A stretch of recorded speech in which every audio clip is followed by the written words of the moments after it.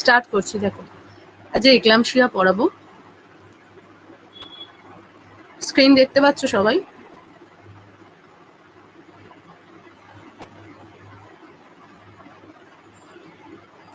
দেখো এক্লাম্পসিয়া কি বলছে, the term eclampsia is derived from a Greek word meaning like a flash of lightning. ঠিক আছে, এটা তাহলে গ্রিক ওয়ার্ড থেকে এসছে, যার মানে হলো flash of lightning. It may occur quite abruptly without any warning manifestations. কেন ফ্লাশ অফ লাইটেনিং বলছে? এটা হচ্ছে সাডেনলি যেহেতু ডেভেলপ করে, বেশিরভাগ ক্ষেত্রে দেখা যায় এটা সাডেনলি ডেভেলপ করছে, কোনো রকম ওয়ার্নিং ম্যানিফেস্টেশন ছাড়াই সাডেনলি ডেভেলপ করে কিছু ক্ষেত্রে, তাই একে বলা হয় ফ্ল্যাশ অফ লাইটেনিং। কিছু বোঝাই যায় না আগে থেকে, হঠাৎ করে কনভালশন স্টার্ট হয়ে যায়। ঠিক আছে, এবার নেক্সট দেখো definition. Pre eclampsia when complicated with grand mal seizure and or coma is called eclampsia। তাহলে যখন প্রি এক্লাম্পসিয়া কমপ্লিকেটেড হচ্ছে কনভালশন দিয়ে বা গ্র্যান্ড মাল সিজার দিয়ে, সেটাকেই বলা হয় এক্লাম্পসিয়া। তারপরে দেখো প্যাথোফিজিওলজি। হ্যাঁ, আর it can occur before, during or after delivery. এটা ডেলিভারির আগেও হতে পারে, অ্যান্টিপাটাম পিরিয়ডে 50% ক্ষেত্রে দেখা যায়, বেশিরভাগ অ্যান্টিপাটাম পিরিয়ডেই হয়ে থাকে। আর ডিউরিং ডেলিভারিও হতে পারে, আর আফটার ডেলিভারিও 48 আওয়ার্সের মধ্যে এটা ডেভেলপ করতে পারে। ঠিক আছে, এবার দেখো প্যাথোফিজিওলজি বলছে অ্যাবনর্মাল প্লাসেন্টাল ডেভেলপমেন্ট হচ্ছে। ঠিক আছে, মানে প্লাসেন্টা ঠিকমতো ডেভেলপ করতে পারে না বা ইউটেরাইন ওয়ালের সাথে অ্যাটাচ করতে পারছে না ঠিক করে। Trophoblast do not properly invade the maternal spiral arteries. তাহলে টোপোব্লাস্ট আমরা আগেই দেখেছিলাম যে ফার্টিলাইজেশনের 6 থেকে 7 দিনের মাথায় ব্লাস্টোসিস্ট ইমপ্লান্টেশন হয়ে থাকে এন্ডোমেট্রিয়ামে, আর ব্লাস্টোসিস্টের আউটার লেয়ারটাকে টোপোব্লাস্ট বলে, তাই তো। এবার এই টোপোব্লাস্টটা কি হয়, ইমপ্লান্টেশনের পর মুভ করতে থাকে মেটার্নাল ডেসিডুয়া স্পাইরাল আর্টারিজ দিকে। ঠিক আছে, মেটার্নাল ডেসিডুয়া আর স্পাইরাল আর্টারিজের দিকে মুভ করতে থাকে। আর স্পাইরাল আর্টারিজ হচ্ছে মেটার্নাল ইউটেরাসের মধ্যে থাকে, যেটা প্লাসেন্টায় ব্লাড সাপ্লাই করে থাকে।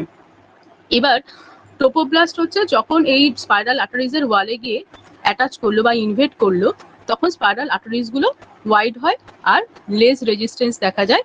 এর ফলে ব্লাড সাপ্লাইটা প্লাসেন্টায় ইনক্রিজ করে। কিন্তু যখন এই টোপোব্লাস্ট ইনভেশনটা প্রপারলি হলো না, ঠিক আছে, স্পাইরাল আর্টারিজের ওয়ালে গিয়ে ইনভেট করতে পারলো না, তখন কি হয়, তাহলে স্পাইরাল আর্টারিজগুলো ন্যারো থেকে যায়, ওয়াইড হতে পারলো না, ন্যারো থেকে যাচ্ছে। এবার এই ন্যারো থাকার ফলে কি হয়, তার মধ্যে রেজিস্ট্যান্সটাও বাড়ছে। ন্যারো থাকলে সেই জায়গা দিয়ে ব্লাড ফ্লোটা হবে না, রেজিস্ট্যান্সটা বাড়ছে, এর ফলে লেস ব্লাড ফ্লো হচ্ছে প্লাসেন্টায়। তার ফলে কি হচ্ছে দেখো, পুওর প্লাসেন্টাল পারফিউশন, প্লাসেন্টাল পারফিউশনটা কমে যাচ্ছে, ব্লাড সাপ্লাই কমে যাচ্ছে, অক্সিজেন সাপ্লাই কমে যাচ্ছে, প্লাসেন্টাল ইসকেমিয়া ডেভেলপ হচ্ছে। ঠিক আছে, এবার নেক্সট বলছে release of anti angiogenic plus inflammatory factors. এর ফলে অ্যান্টি অ্যাঞ্জিওজেনিক, যেটা হচ্ছে মেটার্নাল যে ব্লাড ভেসেলসগুলোকে নর্মালি গ্রো করতে দেয় না, ঠিক আছে, এরকম অ্যান্টি অ্যাঞ্জিওজেনিক বা ইনফ্লামেটরি কিছু ফ্যাক্টর রিলিজ করে প্লাসেন্টা, যেটা মায়ের এন্ডোথেলিয়াল ডিসফাংশন করে, ব্লাড ভেসেলসের এন্ডোথেলিয়াল লাইনিং এর ডিসফাংশন করছে। তার ফলে কি হয়, ভেসো কনস্ট্রিকশন হচ্ছে এবং ভাস্কুলার পারমিয়াবিলিটিটা বাড়ছে, তার ফলে ক্যাপিলারি লিকস করে ফ্লুইডটা বাইরে চলে আসে। ঠিক আছে, আর ভেসো কনস্ট্রিকশন যে হচ্ছে, ব্লাড ফ্লোটা যে রেজিস্ট্যান্স হচ্ছে, তার ফলে হাইপার টেনশন ডেভেলপ করছে। ঠিক আছে, আর ইনক্রিজ যে ভাস্কুলার পারমিয়াবিলিটিটা, তার ফলে কি হয়, সেরিব্রাল ইডিমা বা ভেসোস্প্যাজম ডেভেলপ হয়। এবার হাইপার টেনশন আর সেরিব্রাল ইডিমা থেকে কি হলো, সেরিব্রাল ইরিটেশন হচ্ছে, তার ফলে কি হয়, সিজার ডেভেলপ করে, যেটাকে এক্লাম্পসিয়া বলা হচ্ছে। মানে পুরোটা প্রি এক্লাম্পসিয়ার মতোই সেম। তারপর হচ্ছে যদি সেরিব্রালে ইরিটেশন হয়ে থাকে, তখন সে তা থেকে সিজার হয় আর এক্লাম্পসিয়া হচ্ছে। ঠিক আছে, বুঝতে পেরেছো প্যাথোফিজিওলজি? প্রি এক্লাম্পসিয়ার মতোই সেম।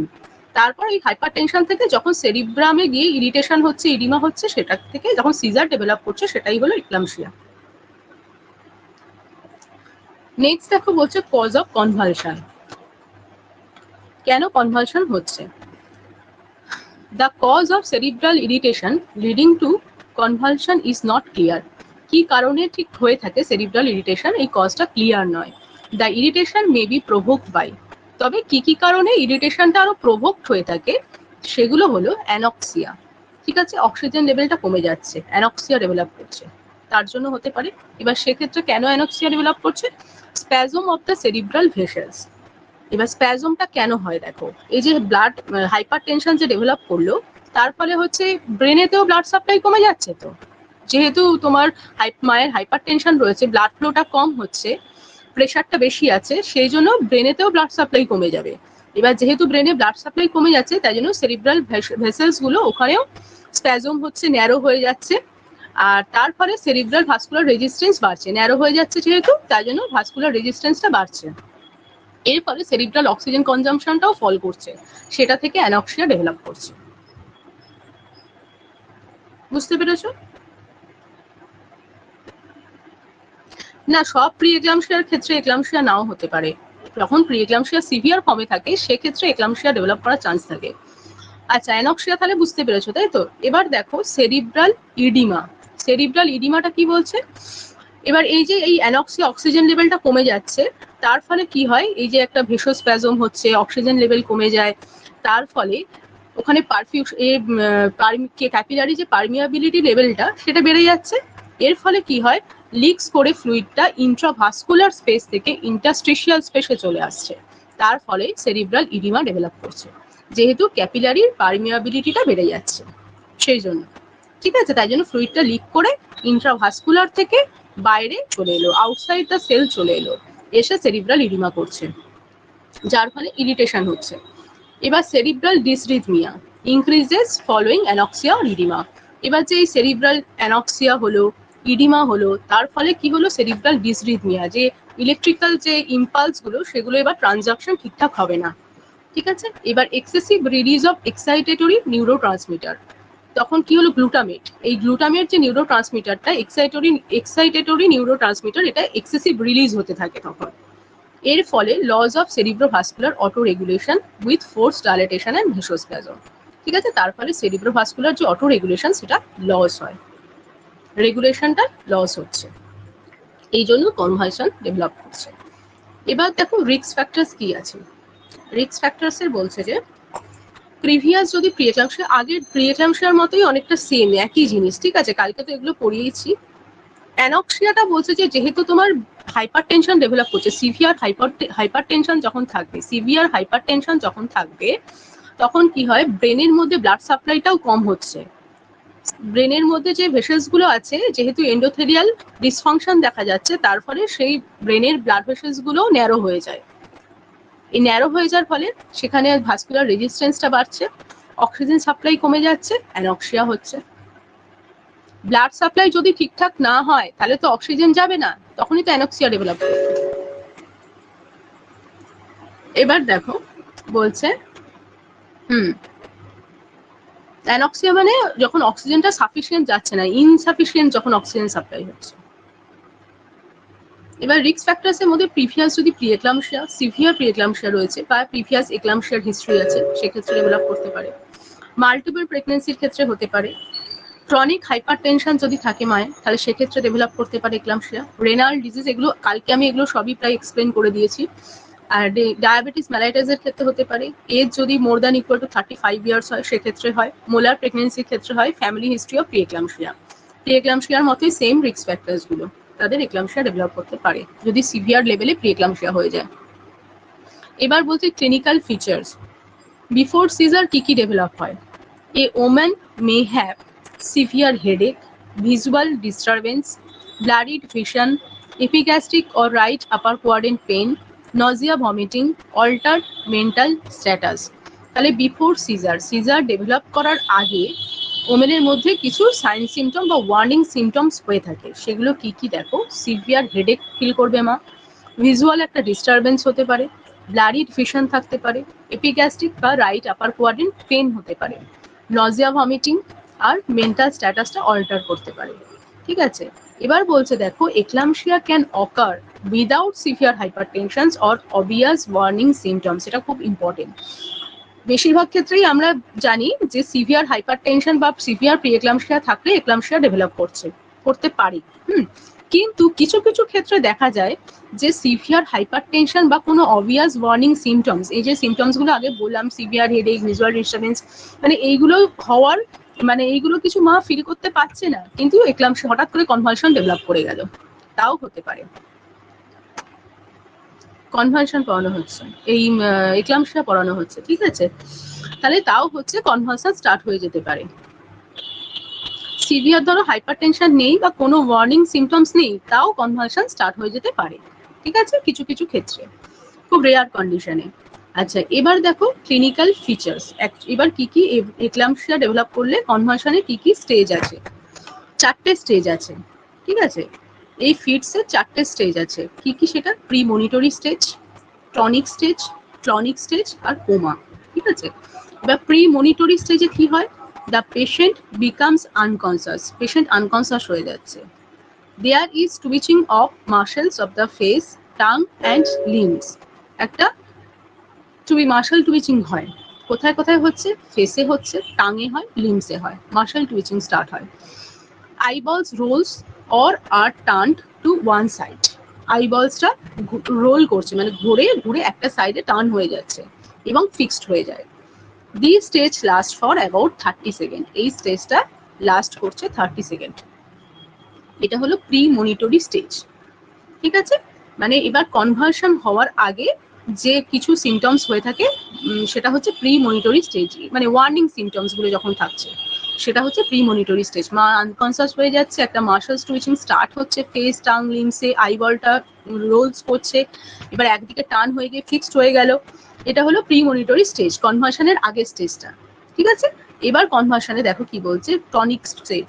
টনিক স্টেজে কি হয়? The whole body goes into a tonic spasm, the trunk opisthotonus, মানে হলো এখানে এবার হোল বডিতে একটা টনিক স্প্যাজম শুরু হয়ে গেল। ট্রাঙ্কটা অফিস্তোটোনাস মানে হচ্ছে এলিভেটেড হয়ে যায়, ট্রাঙ্কটা এলিভেটেড করে যায়। Limbs are flexed and hands clench, লিম্বসটা ফ্লেক্স হয় আর হ্যান্ডসটা হচ্ছে মুঠো, মানে ক্লেঞ্জ মানে শক্ত করে মুঠো হয়ে যায়। এবার respiration ceases and tongue protrudes between the teeth, রেসপিরেশনটা বন্ধ হয়ে গেল, স্টপ হয়ে গেল, আর জিভটা ইন বিটুইন টিথ প্রোট্রুড করে, বেরিয়ে আসে। সায়ানোসিস অ্যাপিয়ার করলো, রেসপিরেশন যেহেতু বন্ধ হয়ে গেল, সায়ানোসিস ডেভেলপ করছে। আইবল বিকাম ফিক্সড, আইবলটা ফিক্স থাকে। The stage last for about 30 seconds, এটাও 30 সেকেন্ড থাকছে। তাহলে টনিক স্টেজে এবার একটা স্প্যাজম শুরু হচ্ছে, যেখানে ট্রাঙ্কটা অফিস্তোটোনাস এলিভেটেড হয়, লিম্বসটা ফ্লেক্সড হয়, হ্যান্ডসটা ক্লেঞ্জ হচ্ছে, রেসপিরেশনটা স্টপ হয়ে যাচ্ছে, তাই সায়ানোসিস ডেভেলপ করছে। আর ট্রাঙ্কটা এখানে ইন বিটুইন টিথ প্রোট্রুড করে, বেরিয়ে আসে, আইবলটা ফিক্সড হয়ে যায়। এই স্টেজটা 30 সেকেন্ড থাকছে। আচ্ছা, এবার দেখো ক্লনিক স্টেজ। ক্লনিক স্টেজে কি হয়? All the voluntary muscles undergo alternate contractions and relaxations, এবার সব ভলান্টারি মাসেলস গুলো অল্টারনেটলি কন্ট্রাকশন অ্যান্ড রিল্যাক্সেশনস করতে থাকে। The twitching starts in the face, then involves one side of the extremities and ultimately the whole body is involve in the convulsion. তাহলে টুইচিংটা প্রথম শুরু হচ্ছে ফেসে, তারপর ওয়ান সাইড এক্সট্রিমিটিসে হচ্ছে, তারপর আলটিমেটলি হোল বডিতেই কনভার্সনটা হচ্ছে। Biting of the tongue occurs, tongue bite হচ্ছে ক্লনিক স্টেজে। আর breathing is stertorous and blood stained frothy secretions fills the mouth.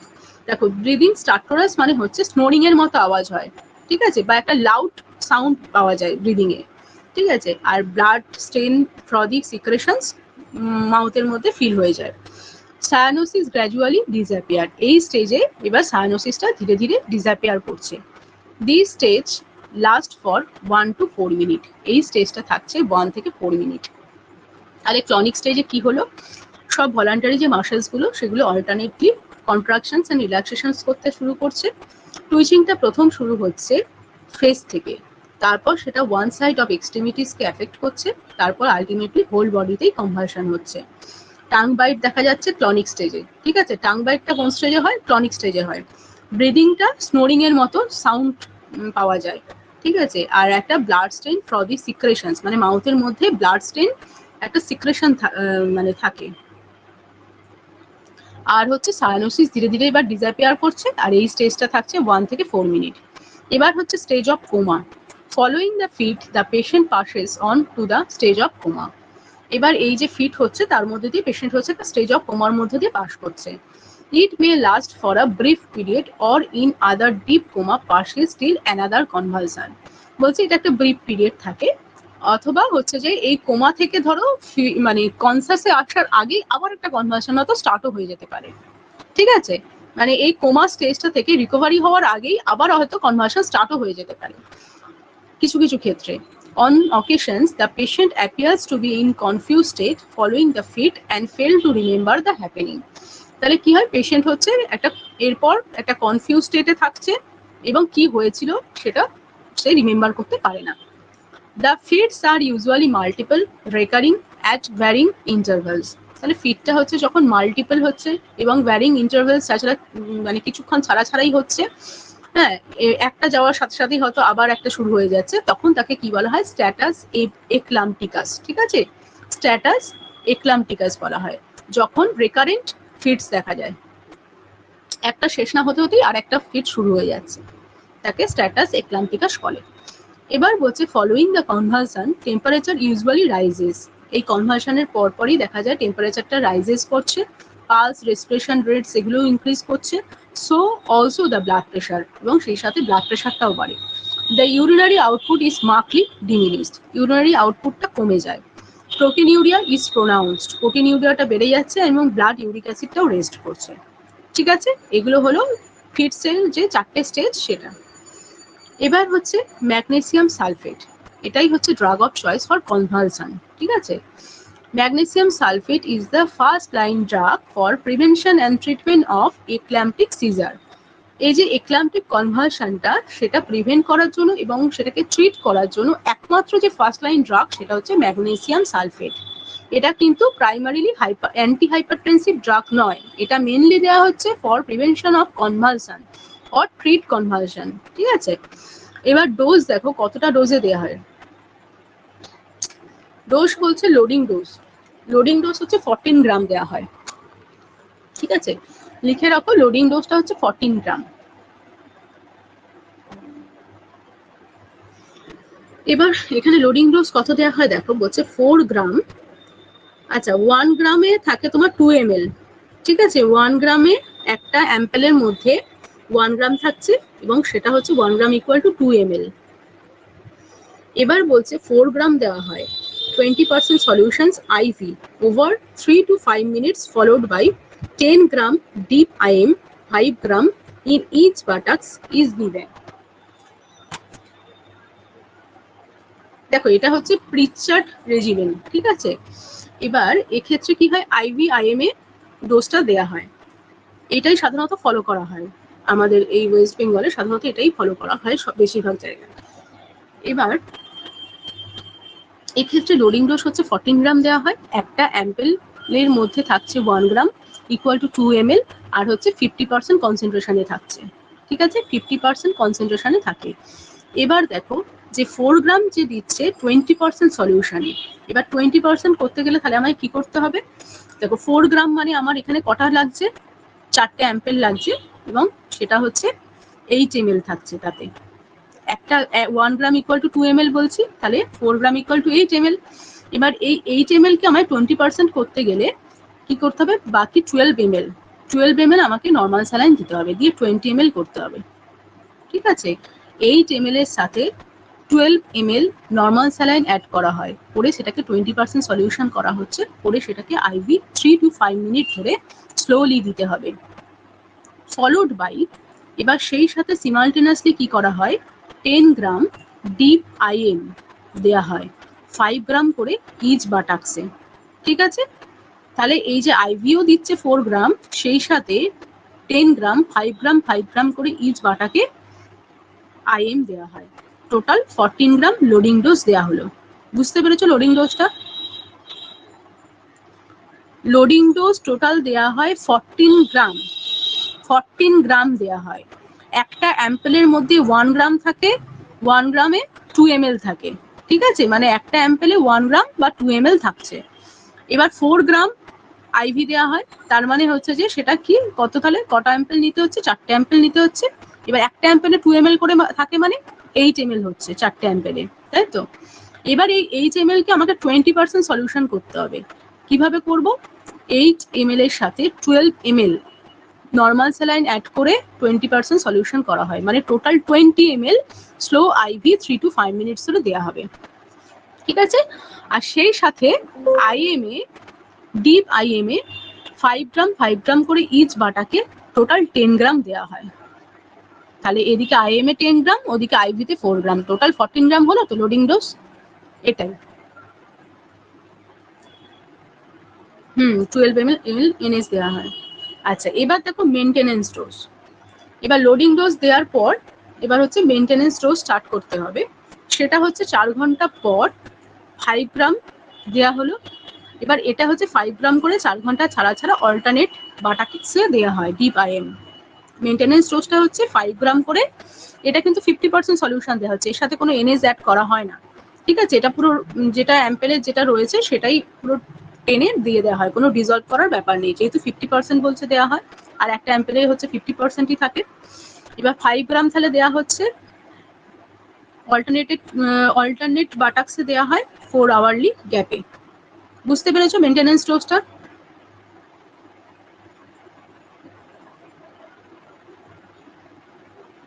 আচ্ছা, এবার দেখো লোডিং ডোজ দেওয়ার পর, ধরো লোডিং ডোজটা 12টার সময় দিয়েছে, ঠিক আছে, 1টার সময় আবার একটা কনভার্সন শুরু হয়ে গেছে, তখন কি করা হবে?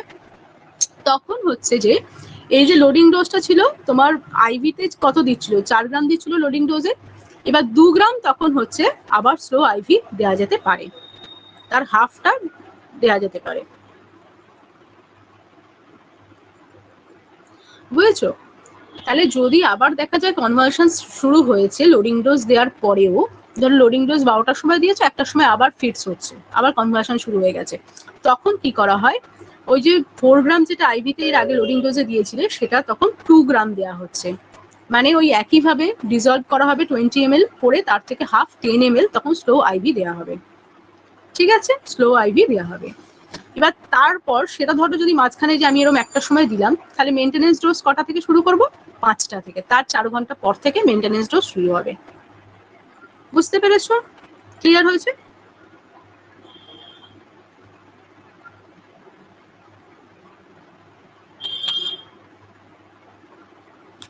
HML থাকবে লোডিং ডোজের, যেটা 4 গ্রাম যেটা আইভিতে দেওয়া হয় তার হচ্ছে 8 ml হচ্ছে মেডিসিনটা, আর 12 ml হচ্ছে এনএস, টোটাল 20 ml দেওয়া হচ্ছে, যেহেতু 20% সলিউশন করতে হবে সেজন্য 20 ml করে তারপর দেওয়া হয় আইভিতে। আর ডিপ আইএম যেটা দেওয়া হচ্ছে সেটা হচ্ছে শুধু 50% যেহেতু, সেই জন্য এটা কিন্তু কোনো ডিজলভ করা হয় না, এটা ডাইরেক্টলি দিয়ে দেওয়া হয়। হ্যাঁ, এবার এই মেনটেনেন্স ডোজটাই তোমার হচ্ছে যে ডেলিভারি বা হচ্ছে যে ধরো লাস্ট ফিট যখন হয়েছে সেটা থেকে 24 আওয়ার্স পর্যন্ত কন্টিনিউ করা হয়। যেটা লাস্ট হলো, যদি ডেলিভারি লাস্ট হয়ে থাকে বা যদি ফিট লাস্টে হয়, সেই সময় থেকে 24 ঘন্টা পর্যন্ত কন্টিনিউ করা হবে মেনটেনেন্স ডোজটা। হ্যাঁ, এবার দেখো কি বলছে, এই যে এখানে সেটাই লেখা আছে, magnesium sulphate is continue for 24 hours after the last seizure or delivery whichever is later. যেটা লাস্টে হবে, ডেলিভারি যদি লাস্টে হয় সেই থেকে 24 ঘন্টা, বা সিজার যদি এপিসোড লাস্টে থাকে তার সেই থেকে 24 ঘন্টা আমার এই ম্যাগনেসিয়াম সালফেটটা কন্টিনিউ করতে হবে। নেক্সট চলে আসো ডিটেকশন অফ ম্যাগনেসিয়াম টক্সিসিটি। কি ম্যাগনেসিয়াম টক্সিসিটি হচ্ছে কিনা আমরা কিভাবে ডিটেক্ট করব? ম্যাগনেসিয়াম দিতে গেলে অনেক কিছু কিন্তু মেনটেন করতে হয়, অনেক কিছু সাইন সিমটম দেখে তারপরে হচ্ছে যে নেক্সট ডোজটা দেওয়া হয়। এবার সেক্ষেত্রে বলছে লস, আমার প্রতিবারে ইনজেকশন দেওয়ার আগে সেগুলো চেক করতে হয়, ঠিক আছে। এবার loss of deep tendon reflex, যদি দেখা যায় যে ডিপ টেন্ডন রিফ্লেক্স বা নিজাক রিফ্লেক্সটা অ্যাবসেন্ট রয়েছে, ডিক্রিজ হয়েছে রেসপিরেটরি রেটটা লেস দ্যান 16 পার মিনিটস, ঠিক আছে, urine output less than 30 ml per hour হয়ে গেছে, চেস্ট পেন হচ্ছে, heart block, pulmonary oedema sign symptom যদি দেখা যায়, অক্সিজেন স্যাচুরেশনটা মনিটর করতে হবে, সেটা যদি লেস দ্যান 95% হয়, তার মানে এগুলো ইন্ডিকেট করছে ম্যাগনেসিয়াম টক্সিসিটি ডেভেলপ করছে, ঠিক আছে। এবার তাহলে তার ম্যানেজমেন্ট কি ম্যাগনেসিয়াম টক্সিসিটি মেনটেন, এটা হচ্ছে 24 আওয়ার্স কাউন্ট করবে ডেলিভারি বা ফিট যেটা লাস্টে হবে সেই সময় থেকে 24 আওয়ার্স, ডেলিভারি বা ফিট যেটা লাস্টে হবে সেটা থেকে 24 আওয়ার্স কাউন্ট হবে। তার 24 আওয়ার্স পর্যন্ত এটা কন্টিনিউ চালিয়ে যেতে হবে। ঠিক আছে, যদি ডেলিভারি যদি ধরো ডেলিভারিটা হচ্ছে যেটা পরে হবে, ডেলিভারি যদি ধরো লাস্টে হলো, ঠিক আছে, এবার ডেলিভারির সময় থেকে তাহলে 24 আওয়ার্স পর্যন্ত এটা কন্টিনিউ চালাতে হবে। এবার ধরো ডেলিভারি হয়ে গেছে কিন্তু তারপরে আবার একটা ফিট হয়েছে, এবার সেই ফিটের তাহলে সময় থেকে 24 আওয়ার্স পর্যন্ত আমি কাউন্ট করবো। যেটা লাস্টে হবে, ডেলিভারি লাস্টে হচ্ছে না ফিট লাস্টে হচ্ছে, যেটা লাস্টে হবে সেটা থেকে 24 আওয়ার্স পর্যন্ত কন্টিনিউ করা হয়। হ্যাঁ, লাস্ট সিজার অর ডেলিভারি, যেটা লাস্ট হবে। এবার বলছে তাহলে এখানে কি হলো, তাহলে ম্যাগনেসিয়াম টক্সিসিটির ম্যানেজমেন্ট কিভাবে করতে হবে, to stop magnesium therapy, magnesium therapy stop করে দিতে হবে। Estimation of serum magnesium and creatinine লেভেলটা এস্টিমেট করতে হবে। Injection calcium gluconate 10 ml 10% solutions IV slowly দিতে হবে। ঠিক আছে, এটা ম্যাগনেসিয়ামের অ্যান্টিডোট, ক্যালসিয়াম গ্লুকোনেট। এবার বলছে ইম্পর্টেন্ট কমপ্লিকেশনস কি হয়। আচ্ছা, আর একটা জেনে রাখো এখানে যে ম্যাগনেসিয়াম সালফেটের মোড অফ অ্যাকশন কি আছে, এটা একটু জেনে রাখো।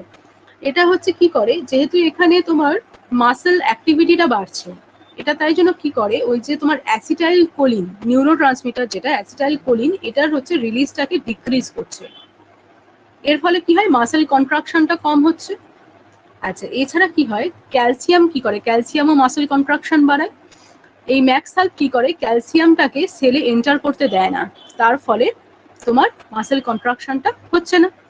আচ্ছা, এছাড়া এটা হচ্ছে ভেসোডাইলেশনেরও কাজ করে, আর মেমব্রেন স্টেবিলাইজিং এর এফেক্ট আছে।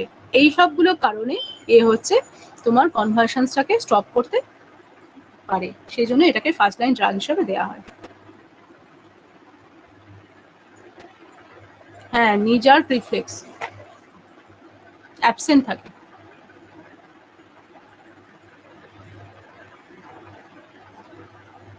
আচ্ছা, তারপরে দেখো কমপ্লিকেশনস কি হয়।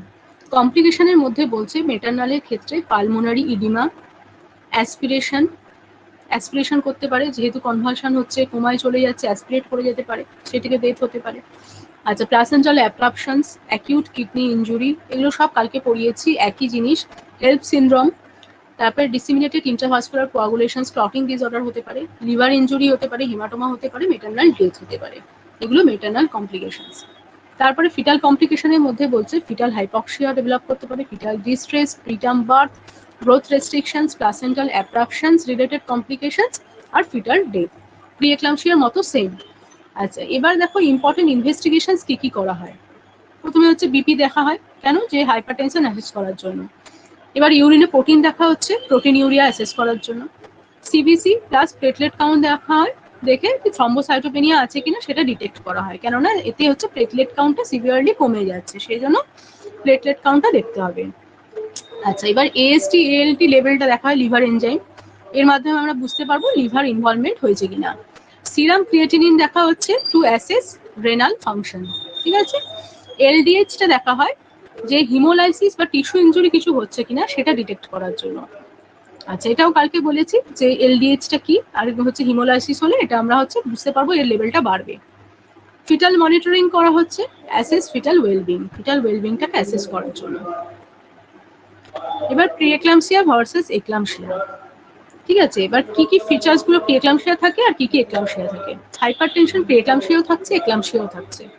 প্রোটিন ইউরিয়া বা অর্গান ডিসফাংশন, এটা প্রিএক্লাম্পসিয়ায় হচ্ছে যে থাকে, আর তোমার এক্লাম্পসিয়া ইউজুয়ালি অ্যাসোসিয়েটেড। আর সিজার বলছে প্রিএক্লাম্পসিয়া থাকে না, এক্লাম্পসিয়া থাকে। ম্যাক্সালফ সিজার প্রোফাইলাক্সিস ওয়েন ইন্ডিকেটেড, যখন সিভিয়ার লেভেলে প্রিএক্লাম্পসিয়া থাকে তখন প্রোফাইল্যাকটিক মেজার হিসাবে ম্যাক্সালফ দেওয়া যেতে পারে। আর এক্লাম্পসিয়ায় এটা কিন্তু অবশ্যই ম্যাক্সালফ দিতে হবে। Treatment and preventions of recurrent seizure, যাতে রেকারেন্ট সিজার না হয়, আর এর ট্রিটমেন্ট হিসাবেও দেওয়া হচ্ছে। আর এর ডেফিনেটিভ ট্রিটমেন্ট প্রিএক্লাম্পসিয়ার ক্ষেত্রে ডেলিভারি, আর এক্লাম্পসিয়ার ক্ষেত্রেও ডেলিভারি, বাট আফটার স্টেবিলাইজেশন, মায়ের কন্ডিশনটাকে স্টেবল করে ডেলিভারি করে দিচ্ছে। এবার দেখো ম্যানেজমেন্ট অফ অ্যান এক্লাম্পটিক সিজার। এবার এক্লাম্পটিক সিজার হলে তার ম্যানেজমেন্ট কি করবে। প্রথমে স্টেপ 1-এ বলছে ABC, airway breathing circulation maintain করতে হবে। প্রোটেক্ট এয়ারওয়েটাকে প্রোটেক্ট করতে হবে। Place patient in left lateral position, তাহলে ফিটাসের কাছে ব্লাড সাপ্লাই ভালো হবে, অক্সিজেন সাপ্লাই ভালো হবে। Give oxygen if needed, suction secretions if required, prevent injury, আর এস্টাবলিশ আইভি অ্যাক্সেস। ঠিক আছে, এয়ারওয়ে ব্রিদিং সার্কুলেশন মেনটেন করা ফার্স্ট কাজ। এবার দেখো বলছে স্টেপ 2 তে stop or prevent further seizure. এবার ফার্দার যদি সিজার না হয় সেটা এবার স্টপ করতে হবে বা প্রিভেন্ট করতে হবে। তার জন্য ম্যাগনেসিয়াম সালফেট স্টার্ট করা হলো। এবার স্টেপ 3 তে কি বলছে, কন্ট্রোল সিভিয়ার হাইপারটেনশন। এবার সিভিয়ার যে হাইপারটেনশন আছে সেটাকে কন্ট্রোল করতে হবে মেডিসিন দিয়ে। If severe hypertension persist, commonly used agent include IV labetalol দেওয়া হয়, আইভি হাইড্রালাজাইন দেওয়া যেতে পারে বা ওরাল নিফিডিপিন দেওয়া যেতে পারে, যে কোনো একটা। ঠিক আছে, সাধারণত লোবেরটাই দেওয়া হয়। এবার বলছে স্টেপ 4 এ অ্যাসেস মাদার অ্যান্ড ফিটাস। এবার মাদার আর ফিটাসকে অ্যাসেস করতে হবে।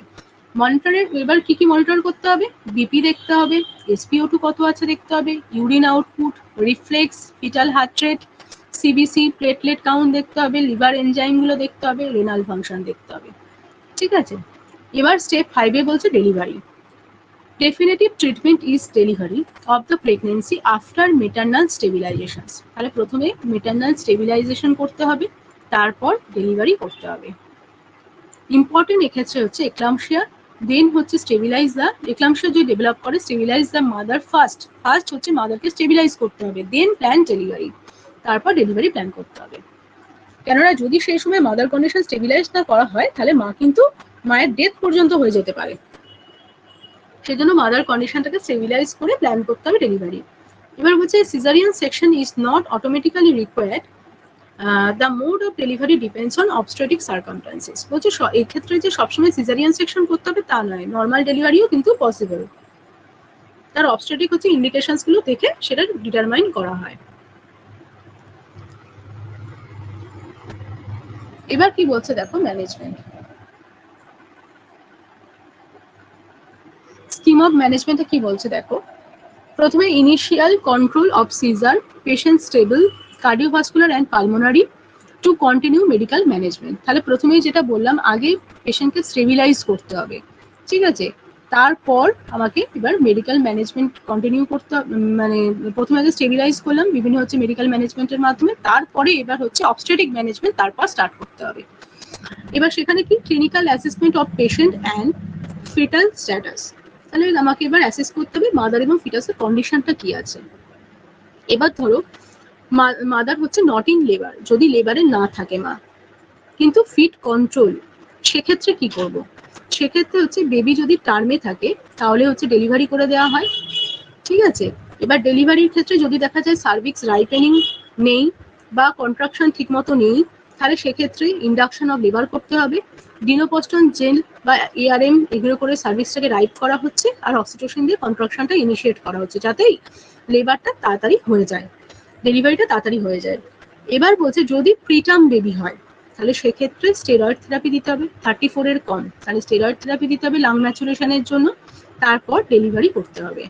এই ক্ষেত্রেও যদি হচ্ছে যে তোমার ইন্ডাকশন অফ লেবার করতে হবে যদি সার্ভিক্স রাইপেনিং না থাকে, আর না হলে সিজারিয়ান সেকশন করতে হবে। যদি এই প্রসেসগুলোর ইন্ডাকশন অফ লেবার করেও যদি ভ্যাজাইনালি ডেলিভারি পসিবল না হয় তাহলে সেক্ষেত্রে সিজারিয়ান সেকশন করতে হবে। এবার বলছে ধরো ফিটাস ডেথ হয়ে গেছে, তাহলে কি করতে হবে, তাহলে ইন্ডাকশন অফ লেবার করে ডেলিভারি করে দিতে হবে। ঠিক আছে, এবার ধরো fit not control and or non reassuring fetal status, fit কন্ট্রোলও নেই এবং সেই সাথে ফিটাল স্ট্যাটাসটাও নন রিঅ্যাসুরিং, ফিটাল ডিস্ট্রেস হচ্ছে, এক্ষেত্রে কি করতে হবে, ডেলিভারি করতে হবে এবং CS এর মাধ্যমে তাড়াতাড়ি করে ডেলিভারি করে দিতে হবে। ঠিক আছে, এবার দেখো এখানে বলছে এবং এপিডুরাল লিভার অ্যানানজেসিয়া দেওয়া হয়, এপিডুরাল অ্যানানজেসিয়া দিয়ে ডেলিভারিটা প্রেফারেবল বলছে। এবার ইন লেবারের ক্ষেত্রে কি, ধরো ওটা নট ইন লেবার ছিল ওগুলো হলো। এবার যদি মা লেবারে থাকে, মেজরিটি ক্ষেত্রেই লেবার স্টার্ট হয়ে যায়, কনভালশনের সাথে লেবার স্টার্ট হয়ে যায়, এটা মেজরিটি কেসে। এবার তখন কি করা হয়, ARM প্লাস মাইনাস অক্সিটোসিন দিয়ে আরো হচ্ছে যে অ্যাসিলারেট করানো হচ্ছে লেবার প্রসেসটাকে, তারপর ফরসেপস বা পেন্টুস দিয়ে ডেলিভারি করে দেওয়া হয়। আর যদি এক্ষেত্রে কোনো কন্ট্রাইন্ডিকেশন থাকে তাহলে CS করা হচ্ছে। ঠিক আছে, করে তারপরে হচ্ছে পোস্টমর্টম কেয়ার দিতে হবে। আচ্ছা, এবার নিওনেটাল রিসাসিটেশনের দরকার হলে রিসাসিটেশন করতে হবে, ম্যাক্সারটা কন্টিনিউ 24 আওয়ার্স দিতে হবে। ঠিক আছে, আর নিউরোলজিক্যাল নানা রকম CT স্ক্যান MRI এগুলো করে দেখতে হবে যে কোনো রকম মানে ব্রেনে কোনো রকম হচ্ছে যে তোমার এফেক্ট করেছে কিনা সিভিয়ারলি, এগুলো হচ্ছে যে পড়তে হবে তারপর ডেলিভারির পর। ঠিক আছে, এই ম্যানেজমেন্টটা বুঝতে পেরেছো?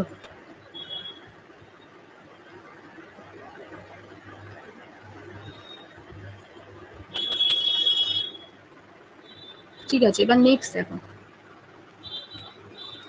এবার এখানে ইম্পর্টেন্ট যেগুলো আছে সেগুলো হচ্ছে যে এগুলো একবার চোখ বোলাবে। প্রিএক্লাম্পসিয়া ইউজুয়ালি ডেভেলপ করছে আফটার 20 উইকস। এবার বিপি হচ্ছে যে মোর দ্যান ইকুয়াল টু 140/90 হচ্ছে যখন, তখন আমরা হাইপার টেনশন বলছি। আর বিপি যখন more than equal to 160/110 of Hg হচ্ছে, তখন তাকে আমরা সিভিয়ার হাইপার টেনশন বলছি। Proteinuria is not mandatory if other diagnostic organ dysfunction is present. এটা বারবার আমি বলেছি যে প্রিএক্লাম্পসিয়া কিন্তু প্রোটিনিউরিয়া থাকতেই হবে সেটা কিন্তু নয়। প্রোটিনিউরিয়া ছাড়াও যদি কোনো অর্গান ড্যামেজের সাইন সিমটম প্রেজেন্ট থাকে তাহলে কিন্তু আমরা তাকে হাইপারটেনশনের সাথে যদি প্রেজেন্ট থাকে তখন তাকে আমরা প্রিএক্লাম্পসিয়া বলবো।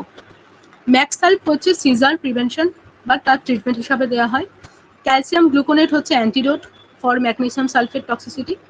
Delivery is the definitive treatment. আর এর ক্ষেত্রে ডেফিনেটিভ ট্রিটমেন্ট কি না delivery.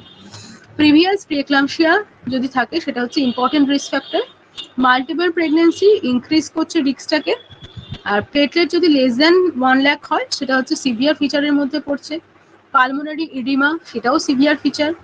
Severe headache visual symptoms concerning severe feature, তাহলে এগুলো হচ্ছে সব সিভিয়ার ফিচার। আর এলিভেটেড লিভার এনজাইম, আচ্ছা, প্লাস হচ্ছে রাইট আপার কোয়াড্রেন্ট পেন, সেটা হচ্ছে হেল্প সিনড্রোম। মানে তোমার এক্ষেত্রে হেল্প সিনড্রোম ডেভেলপ করছে সেটা ভাবতে হবে। যদি লিভার এনজাইম এএসটি এএলটি লেভেলটা বেড়ে যায় এবং রাইট আপার কোয়াড্রেন্ট পেন হয়। আচ্ছা, এবার বলছে প্রিএক্লাম্পসিয়া প্লাস সিজার, তবে আমরা তাকে এক্লাম্পসিয়া বলছি। Preeclampsia can occur without proteinuria. আচ্ছা, excessive IV fluid can worsen pulmonary oedema. এক্ষেত্রে বলেছি যে বেশি ফ্লুইড এক্সেস দেওয়া যাবে না, কেননা এদের একটা পালমোনারি ইডিমা হওয়ার চান্স থাকে। এবার বেশি ফ্লুইড দিলে কি হবে, সেক্ষেত্রে সার্কুলেটরি ওভারলোড হয়ে যাবে এবং হচ্ছে যে পালমোনারি ওভারলোড হয়ে যাবে এবং পেশেন্টের ডেথ হতে পারে। সেই জন্য এক্ষেত্রে কিন্তু কশাসলি ফ্লুইডটা দিতে হবে এবং ফ্লুইড ইলেকট্রোলাইট ব্যালেন্স মেনটেন করতে হবে, ইনটেক আউটপুট চার্ট মেনটেন করতে হবে। আচ্ছা, severe hypertension requires prompt anti hypertensive treatment. ঠিক আছে, যদি সিভিয়ার হাইপারটেনশন থাকে তো প্রম্পট অ্যান্টি হাইপারটেনসিভ ট্রিটমেন্ট দিতে হবে, যেমন আইভি ল্যাবেটোলল দিতে হবে। Fetal growth restriction is a major fetal complications. IUGR এখানে কিন্তু major fetal complications. Placental ischaemia plays a major role in pathophysiology. Fetal growth রেস্ট্রিকশনটা কেন হচ্ছে, প্লাসেন্টাল হচ্ছে ইস্কেমিয়ার কারণে কিন্তু আইইউজিআরটা দেখা যায়। আর এর কিন্তু প্লাসেন্টা যে এই ইস্কেমিয়া ডেভেলপ করছে তার ফলেই কিন্তু এই প্লাসেন্টার এই প্রি এক্লাম্পসিয়া বা এক্লাম্পসিয়া কিন্তু ডেভেলপ করছে।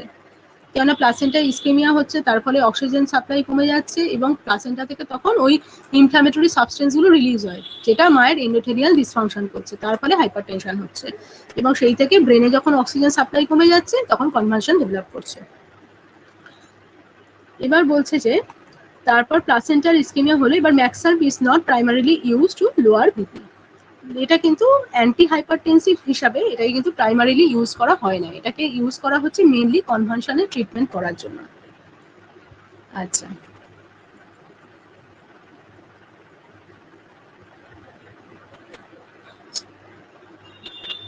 ম্যাক্সিমাম কত যাওয়া যাবে সেটা ওরকম কোনো ক্যালকুলেশন নেই। তার কন্ডিশন দেখে, তার কতটা পালমোনারি ওভারলোড হয়েছে সেইগুলো দেখে তাকে ফ্লুইডটা দিতে হবে। ঠিক আছে, তার এক্সরে রিপোর্ট দেখতে হবে যে পালমোনারি অ্যাফেকশন হয়েছে কিনা, ইডিমা ডেভেলপ করেছে কিনা, সেগুলো আগে যদি করা থাকে বা মায়ের সাইন সিমটম দেখে তারপর আইভি ফ্লুইডগুলো দেওয়া হয়, সেরকম কোনো ক্যালকুলেশন নেই। হ্যাঁ, তার কি সাইন সিমটম ডেভেলপ করছে, যদি পালমোনারি ইডিমার সাইন সিমটম প্রেজেন্ট থাকে তাহলে সেক্ষেত্রে তো তাকে এক্সেস ফ্লুইড অবশ্যই দেবো না, যেটুকুনি দরকার শুধু সেটুকুনির মধ্যে। তাহলে বুঝতে পেরেছো?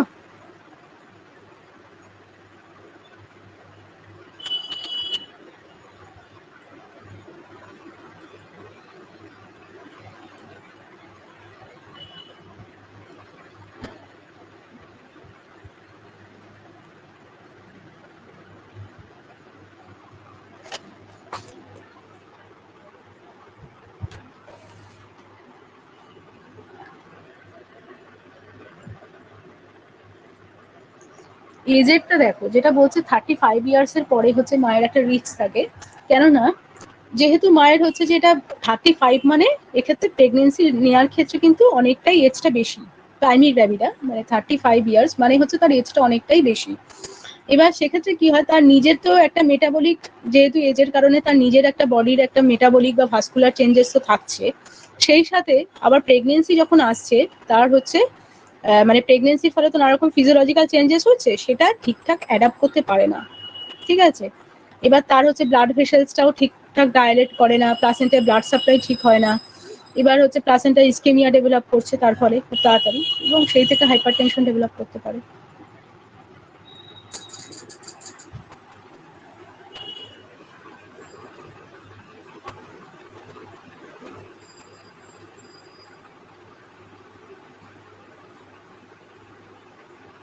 প্যাথোফিজিওলজিটা প্যাথোফিজিওলজিটা দেখো, বলছে অ্যাবনর্মাল প্লাসেন্টাল ডেভেলপমেন্ট।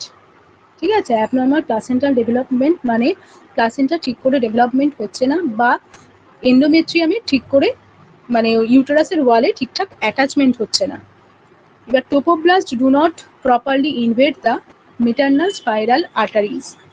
আচ্ছা, আগেই বলেছি স্পাইরাল যে আর্টারি এটা ইউটেরাসের মধ্যে থাকছে, এটা প্লাসেন্টায় ব্লাড সাপ্লাইটা ইনক্রিজ করছে। ঠিক আছে, এবার এই এটা স্পাইরাল আর্টারিজের ব্লাড সাপ্লাইটা ইনক্রিজ করার জন্য টোপোব্লাস্ট ইনভেশনের দরকার। টোপোব্লাস্ট যখন এর ওয়ালে গিয়ে ইনভেড করবে, মানে পেনিট্রেট করবে এর ওয়ালকে, তবেই কিন্তু স্পাইরাল আর্টারিজটা ওয়াইড হবে, চওড়া হবে, ব্লাড সাপ্লাইটা ভালো করে করতে পারবে। ঠিক আছে, এবার সেই যখন টোপোব্লাস্টটা যখন ধরো ঠিকঠাক ইনভেট করতে পারলো না, মানে ইমপ্লান্টেশনের পর টোপোব্লাস্টটা আরো ডিপলি মুভ করতে শুরু করে। ঠিক আছে, এবার ওই মুভটা যদি ঠিকঠাক না হয়, ডিপলি আরো যেতে পারে না, স্পাইরাল আর্টারিজ পর্যন্ত যেতে পারলো না, তাহলে ইনভেট করতে পারলো না, স্পাইরাল আর্টারিজটাই ন্যারো থেকে গেল। এই ন্যারো থাকা মানে সেখানে রেজিস্ট্যান্সটা বাড়ছে, ব্লাড ফ্লোটা কম হচ্ছে, এর ফলে প্লাসেন্টায় ব্লাড সাপ্লাই কমছে, তো যেহেতু স্পাইরাল আর্টারিজ ব্লাড সাপ্লাইটা দিয়ে থাকে প্লাসেন্টায়, এবার যেহেতু সেটা হচ্ছে যে ঠিকঠাক দিতে পারছে না, তাই জন্য প্লাসেন্টায় ব্লাড ফ্লোটা কমছে। ব্লাড ফ্লো কম গেলে কি হবে, অক্সিজেনটা কমবে। এবার অক্সিজেনটা হচ্ছে কমার ফলে কি হবে, তোমার অক্সিজেন যখন কমছে তখন ইস্কেমিয়া ডেভেলপ করছে, এবং তার ফলে প্লাসেন্টা থেকে নানা রকম অ্যান্টি ইনফ্ল্যামেটরি ফ্যাক্টরস বা হচ্ছে যে ব্লাড ভেসেলস, মায়ের হচ্ছে ব্লাড ভেসেলসকে অ্যাটাক করার মতো কিছু ফ্যাক্টরস রিলিজ হয়, যেটা বেরিয়ে মায়ের ব্লাড স্ট্রিমে গিয়ে মিশে মায়ের এন্ডোথেলিয়াল যে ব্লাড ভেসেলসের যে এন্ডোথেলিয়াল লাইনিংটা আছে, সেই এন্ডোথেলিয়াল লাইনিংটাকে ড্যামেজ করে দেয়।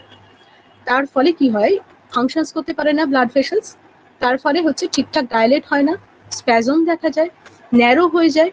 এর ফলে হাইপারটেনশন ডেভেলপ করছে। যখন ব্লাড ফ্লোটা ঠিকঠাক হয় না, রেজিস্ট্যান্স বেড়ে যায়, তখনই তো হাইপারটেনশন ডেভেলপ করে, তার ফলে হাইপারটেনশন ডেভেলপ করে। এই তিনটেই মেন, হ্যাঁ একদম, এই তিনটেই দেখে তারপর ম্যাগনেসিয়াম দেওয়া হয় মেনটেনেন্স ডোজ। এবার বুঝতে পেরেছো প্যাথোফিজিওলজি? এবার কি হলো, হাইপার টেনশন যখন হচ্ছে, ধরো এবার হাইপার টেনশন যখন সিভিয়ার ফর্মে থাকছে, সে তখন প্রতিটা ভাইটাল অর্গানগুলোতে ব্লাড সাপ্লাইটাও তো তার ফলে কম হচ্ছে। সিভিয়ারলি হাইপার টেনশন যখন দেখা যায়, তখন কিন্তু প্রতিটা ভাইটাল যে অর্গানগুলো আছে, কিডনি, ব্রেন, লাঞ্চ, সবেতেই ব্লাড সাপ্লাই কমে যাচ্ছে। ঠিক আছে, তাহলে তাদের ফাংশনসগুলোও তখন ডিমিনিশড করবে। এবার যখন ব্রেনেতে অক্সিজেন সাপ্লাইটা কমে যাচ্ছে, ব্লাড সাপ্লাই কমছে, ওখানে ভেসেলসগুলো ন্যারো হয়ে যাচ্ছে, অক্সিজেন সাপ্লাই কমে গেল, তখন একটা ইরিটেশন হয়। এবার ইরিটেশন হচ্ছে, তার ফলে হচ্ছে সিজার ডেভেলপ করছে, এক্লামশিয়া যাকে আমরা বলছি।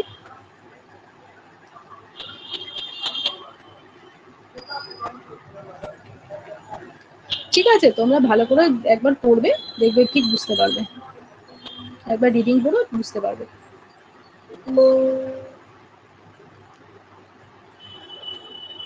না, airway breathing airway breathing circulation কি প্রোটোকল ফলো কি লিখছে?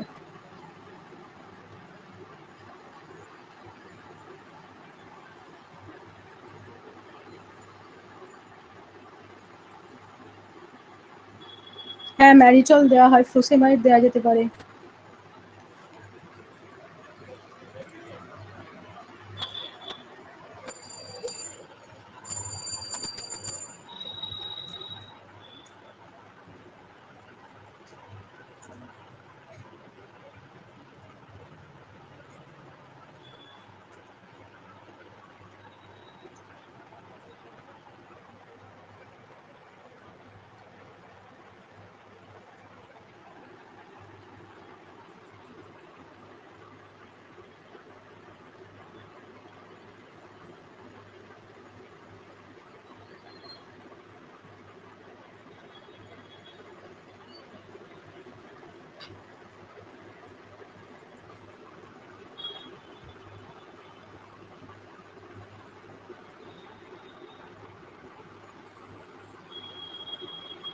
বলো। আনমিউট করেছি, বলো।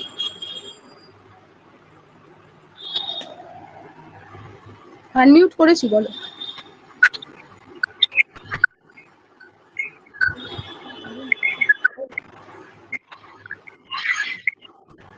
হ্যালো ম্যাম, শুনতে পাচ্ছেন? হ্যাঁ, বলো।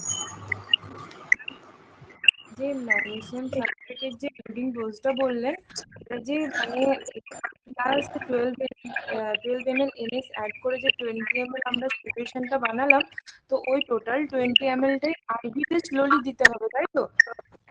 হ্যাঁ,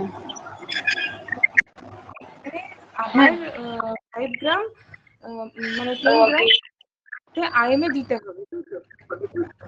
হ্যাঁ, 10 গ্রাম, মানে সেই সাথে সাথে 10 গ্রাম আইএমএ দেওয়া হবে, 5 গ্রাম করে ইচ বাটাকে আইএম। আচ্ছা, 5 গ্রাম। আচ্ছা, আরেকটা কনফিউশন ছিল ম্যাম। বলছি যে আপনি বলছিলেন যে সিজার ডেলিভারির পরে বা সিজার যখন হলো তারপর থেকে লাস্ট যখন হবে তখনই আমি বলছি যে যদি ডেলিভারির সময় সিজার না হয় তাহলেও কি দিতে হবে? মানে যার এক্লাম্পসিয়া থাকবে মানে তাকে ডেলিভারির সময় সিজার হোক বা নাই হোক দিতে হবে, তাই তো? এক্লাম্পসিয়া মানেই তো তার সিজার একবার হয়েছে, তবেই তো তাকে আমরা এক্লাম্পসিয়া বলছি। এবার ধরো মানে হচ্ছে সেই হ্যাঁ ম্যাম, বলুন। হ্যাঁ, সেক্ষেত্রে আমি হচ্ছে ধরো ডেলিভারি হওয়ার আগে হয়ে গেছে সিজারটা, ডেলিভারি পরে আর কোনো সিজার হয়নি, এবার তাহলে আমি ডেলিভারি থেকে 24 আওয়ার্স কাউন্ট করব। বুঝতে পেরেছো? যেটা লাস্ট হবে, যদি ধরো ডেলিভারির পরে একটা সিজার হলো, তাহলে আমি সেই সিজারের টাইম থেকে 24 আওয়ার্স কাউন্ট করবো। আর যদি ধরো সিজার আগে হয়ে গেছে, ডেলিভারির পরে কোনো সিজার এপিসোড নেই, তাহলে সেক্ষেত্রে ডেলিভারির সময় থেকে 24 আওয়ার্স পর্যন্ত এটা কন্টিনিউ করা হবে। ক্লিয়ার হয়েছে? হ্যাঁ হ্যাঁ ম্যাম, ক্লিয়ার। আরেকটা জিনিস ম্যাম, মানে বলো। দাদা কোশ্চেন পাঠিয়েছিলেন, তাহলে ওখানে না একটা কোশ্চেন ছিল, মানে পিডিএফ পাঠিয়েছিল যেগুলো এক্সাম নেয়, ওখানে না একটা কোশ্চেন ছিল ম্যাম, আমি জিজ্ঞেস করবো আপনাকে, মানে আমি বুঝতে পারিনি। হ্যাঁ, হ্যাঁ, বলো। Of OVA released in two different called superfartation. মানে superfartation মানে অ্যান্সারটা হচ্ছে superfartation।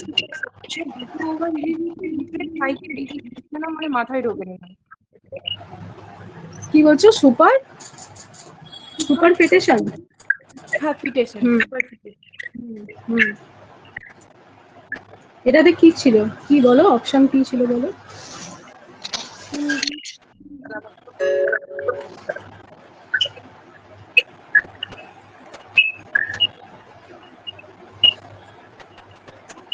কি কোশ্চেনটা বলো, কি বলছো?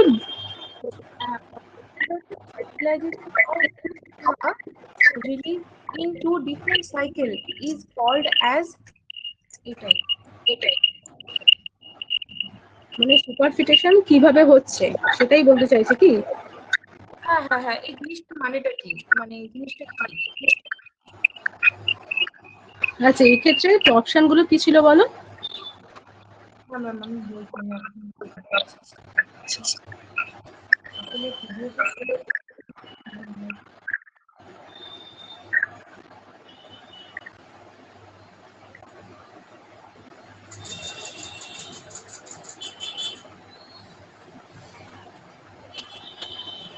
ম্যাম, অপশনগুলো হচ্ছে অপশনগুলো ছিল আরো সুপার আরেকটা হচ্ছে সুপার ফিটেশন, যেটা বললাম, আর একটা ছিল ফিচার্স ক্যাপাইয়াস, আর নান অফ ছিল। দেখো, আমি সুপার ফিটেশন সুপার ফিডান্টেশন কি সেটা আমি একবার হচ্ছে তোমাকে বলে দিচ্ছি। ঠিক আছে? আমি তোমার কথা ঠিক মতো বুঝতে পারছি না, কথা কাটাকাট আসছে। দাঁড়াও, আমি বলে দিচ্ছি, তোমাদের এটা বুঝিয়ে দিচ্ছি। আমি কোশ্চেনটা কি লিখে দেবো ম্যাম?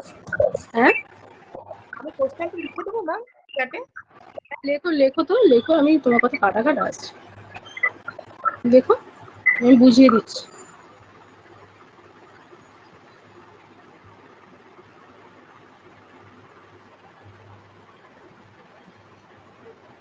ম্যাম, হ্যাঁ, বলো।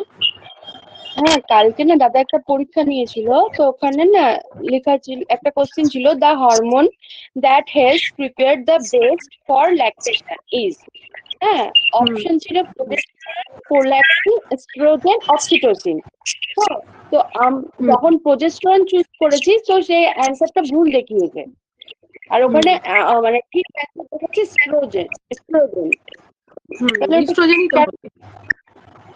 কেননা দেখো, প্রোজেস্টেরনের মেন কাজ আমি কি বলেছি, বারবার আমি কথা বলেছি, প্রোজেস্টেরনের মেন কাজ হলো প্রেগনেন্সিটাকে কন্টিনিউয়েশন করতে হেল্প করা, ঠিক আছে। আর যেটা তোমার গ্রোথ ডেভেলপমেন্ট যে কাজগুলো, সেটা কিন্তু মেনলি ইস্ট্রোজেন করে থাকে। এই কথাটা আমি তোমাদের বলেছিলাম, হয়তো ভুলে গেছো। তো গ্রোথ ডেভেলপমেন্টের যে কাজটা, সেটা মেনলি ইস্ট্রোজেন করছে। এবার এই যে ব্রেস্ট টিস্যু ডেভেলপ হচ্ছে, যেটা মিয়ামোজেনেসিসের সময় যেটা হয়ে থাকে, এই কাজগুলো কিন্তু ইস্ট্রোজেনের আগে থেকে যে প্রিপেয়ার করে রাখছে ব্রেস্টটাকে। হ্যাঁ, এটা কিন্তু মেন কাজ হচ্ছে ইস্ট্রোজেন। প্রোজেস্টেরনও হেল্প করে, কিন্তু ইস্ট্রোজেনের কিন্তু এটা মেন ফাংশন। প্রোজেস্টেরনের মেন ফাংশন হলো প্রেগন্যান্সিটাকে কন্টিনিউ করা। প্রোজেস্টেরন কিন্তু ইউটেরাসকে হচ্ছে প্রিপেয়ার করে দিচ্ছে, বাকি সব কাজ ইস্ট্রোজেন করে। প্রোজেস্টেরনও হেল্প করে, কিন্তু প্রোজেস্টেরনের মেন কাজ হলো প্রেগন্যান্সিটাকে ধরে রাখা, প্রেগন্যান্সিটাকে কন্টিনিউয়েশন করতে হেল্প করা। বুঝেছো? বুঝেছো? আর প্রোল্যাক্টিনের মেন কাজ হলো মিল্ক সিক্রেশন করা বা মিল প্রোডাকশন করা, ধরো মিল প্রোডাকশন করা, প্রডিউস করা। এটা হচ্ছে প্রোডাকশনের, এই প্রোল্যাক্টিনের মেন কাজ। মিল্ক প্রডিউস করে থাকে প্রোল্যাক্টিন, ঠিক আছে। আর ইস্ট্রোজেন হচ্ছে মেনলি গ্রোথ ডেভেলপমেন্ট করে ব্রেস্টকে প্রিপেয়ার করে রাখা, এটা মেন কাজ করে ইস্ট্রোজেন। আর প্রোজেস্টেরন হচ্ছে তোমার করলেও তোমার মেন কাজ হলো প্রেগন্যান্সিটাকে কন্টিনিউশন করতে হেল্প করা। আচ্ছা, thank you ma'am.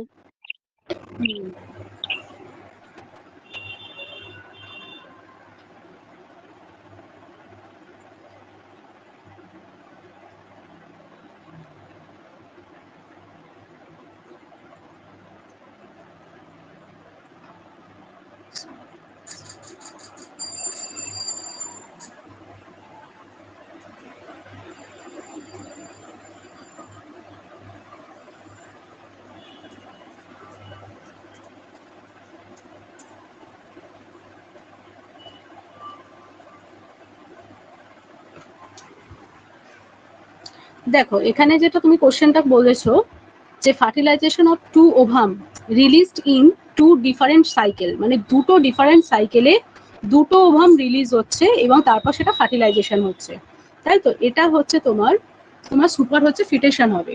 R super ফেকান্টেশন যেটা, সেটা মানে হচ্ছে যে দুটো বা তার বেশি ওভাম রিলিজ হবে, কিন্তু সেম মেনস্ট্রুয়াল সাইকেলে, ঠিক আছে। সেম মেনস্ট্রুয়াল সাইকেলে যদি রিলিজ হয়, কিন্তু হচ্ছে তোমার সেটা দুটো হচ্ছে স্পার্ম দ্বারা ফার্টিলাইজড হচ্ছে, দুটো ওভাম, আর সেটা হচ্ছে ডিফারেন্ট ইন্টারকোর্সে, সেপারেট ইন্টারকোর্সে।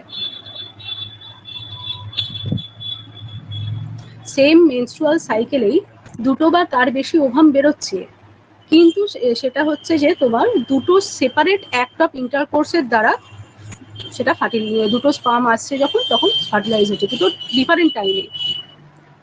একই সেম মেনস্ট্রুয়াল সাইকেলে বেরোলো, কিন্তু দুটো ডিফারেন্ট মানে সেপারেট ইন্টারকোর্স দ্বারা সেটা আর কি দুটো স্পার্ম আসছে, তাই সেটা দ্বারা ফার্টিলাইজেশন হচ্ছে, সেটা হলো সুপার ফেকান্ডেশন।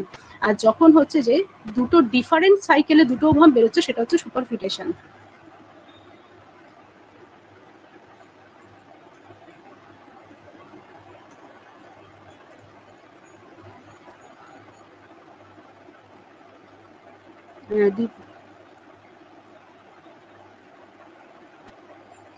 সুপার ফেকান্ডেশনটা হচ্ছে same menstrual cycle, same menstrual সাইকেলেই হবে, সেম মেনস্ট্রুয়াল সাইকেলে দুটো ওভাম বেরোচ্ছে, ঠিক আছে, কিন্তু সেপারেট অ্যাক্ট অফ ইন্টারকোর্স, মানে দুটো সেপারেট অ্যাক্ট অফ ইন্টারকোর্স থেকে যে স্পার্মটা আসছে, তার দ্বারা একটা একটা করে ফার্টিলাইজ হচ্ছে আলাদা আলাদা টাইমে।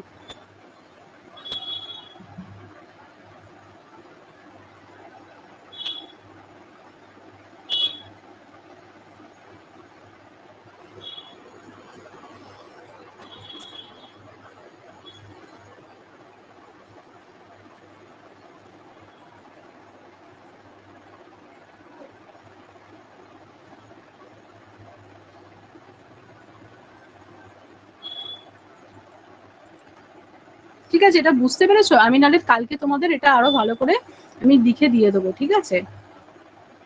সুপার ফেকান্ডেশন মানে সেম সাইকেলে হবে কিন্তু ডিফারেন্ট ইন্টারকোর্স, ঠিক আছে? এটা মনে রাখো, লেখো নালে। সেম সাইকেল কিন্তু ডিফারেন্ট ইন্টারকোর্সের মাধ্যমে যে দুটো স্পার্ম আসছে তার দ্বারা মানে দুটো ডিফারেন্ট টাইমে আর কি ওভামটা ফার্টিলাইজ হচ্ছে। একটা ইন্টারকোর্সে নয়, দুটো ডিফারেন্ট আর কি সেপারেট ইন্টারকোর্সে যখন হচ্ছে যে দুটো স্পার্ম দ্বারা দুটো ওভাম ফার্টিলাইজ হচ্ছে, সেটা হচ্ছে সুপার ফেকান্ডেশন।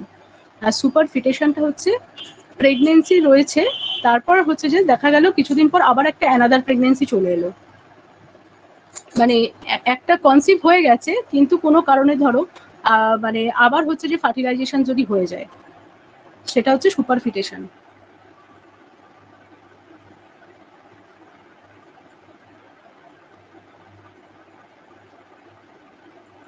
সুপার ফেকান্ডেশন হচ্ছে সেম সাইকেলে দুটো ওভাম বেরাচ্ছে, ঠিক আছে, কিন্তু ডিফারেন্ট ইন্টারকোর্সের মাধ্যমে সেটা আর কি ফার্টিলাইজেশন প্রসেসটা ডিফারেন্ট ইন্টারকোর্সে যে স্পার্ম আসছে তাদের দ্বারা হয়।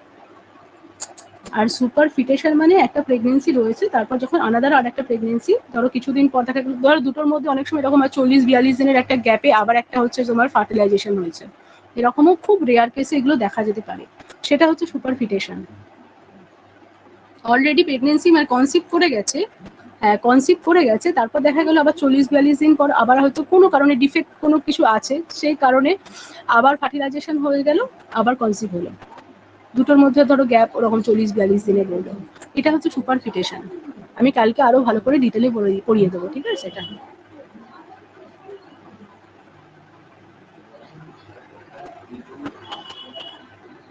হ্যাঁ একদম, সুপার ফেকান্ডেশন সেম সাইকেল কিন্তু ডিফারেন্ট ইন্টারকোর্সে হবে।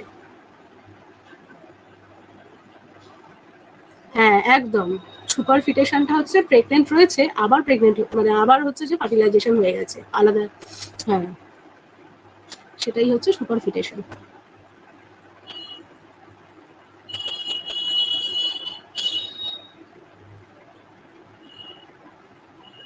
তাই তাদের জেস্টেশনাল এজও ডিফারেন্ট হবে, তাদের এজটাও হচ্ছে তোমার কিছু গ্যাপ থাকবে দুটো ফিটাসিসের মধ্যে সুপার ফিটেশনের ক্ষেত্রে, এটাই।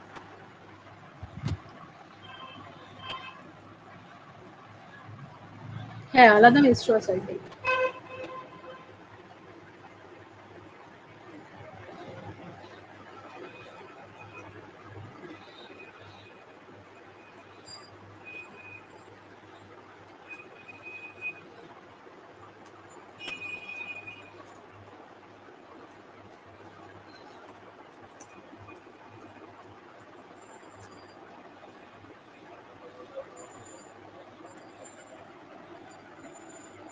দা ফিটাস ডেলিভারির সময় তাদের ম্যাচুরেশনে কিছুটা ডিফারেন্স থাকবে তো? হ্যাঁ অবশ্যই, তারা তো ডিফারেন্ট মেনস্ট্রুয়াল সাইকেলে হচ্ছে, ঠিক আছে, এবার তাদের মধ্যে একটু গ্যাপ থাকছে।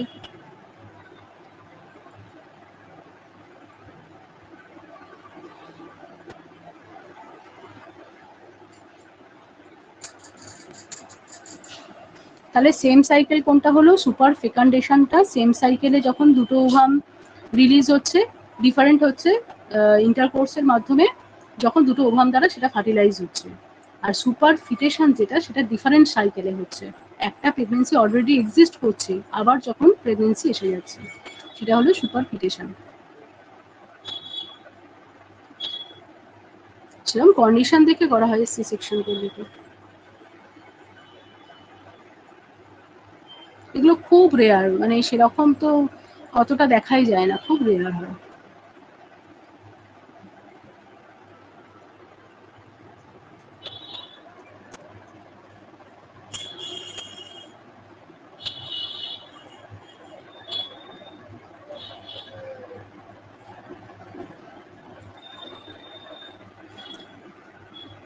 সি সেকশন তোমার যদি ধরো ফিটাল প্রেজেন্টেশন ঠিক মানে সেরকম ভাবে যদি নর্মালে হচ্ছে যে করা যেতে পারে, নর্মালে করা হয়, কিন্তু ফিটাল প্রেজেন্টেশন ঠিকঠাক যদি না থাকে, যার কন্ডিশন ঠিক না থাকে, তখন সেগুলোর উপর ডিপেন্ড করে সি সেকশন করা যেতে পারে, ঠিক আছে?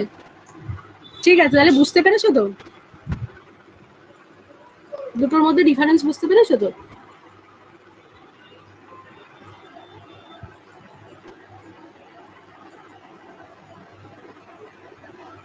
ঠিক আছে, আমি তাহলে এন্ড করছি তাহলে।